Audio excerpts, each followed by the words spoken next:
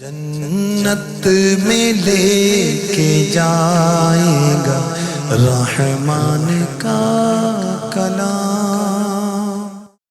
کتاب اللہ کا ایک مشہور و معروف نام قرآن ہے، اور لفظ قرآن میں متعدد جگہ پر بیان ہوا، جیسے پارہ 28 سورہ حشر کی آیت نمبر 21 میں ارشاد ہوتا ہے، لَوْ أَنزَلْنَا هذا القرآن على جبل لرأيته خاشعا متصدعا من خشية الله۔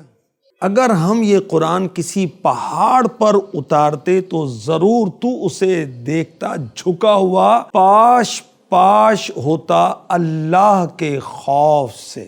تو قرآن کریم کتاب اللہ کے بہت سارے اسما ہیں، اس میں ایک مشہور نام قرآن بھی ہے، اور یہاں یہ بھی بتایا گیا کہ اگر پہاڑ کو انسان کسی تمیز دی جاتی، پہاڑ کو، ماؤنٹین کو اگر ادراک دیا جاتا، سمجھ دی جاتی، وہ اتنا سخت ہے، بہت مضبوط ہے، مگر پھر بھی پاش ہو جاتا۔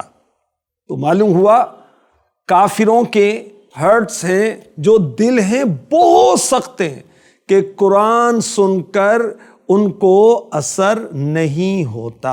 اللہ تبارک و تعالی ہمیں قرآن پڑھنے کی، سمجھنے کی اور پڑھتے رہنے کی توفیق عطا فرمائے۔ قرآن کا لفظ قراءت سے بنا ہے، پڑھنا، چونکہ قرآن پاک بہت زیادہ پڑھا جاتا ہے، اس لیے اس کو قرآن کہتے ہیں۔ قرآن کا معنی ہے جمع کرنا، چونکہ قرآن میں سورتیں ہیں، آیات ہیں، اس لیے اس کو قرآن کہتے ہیں۔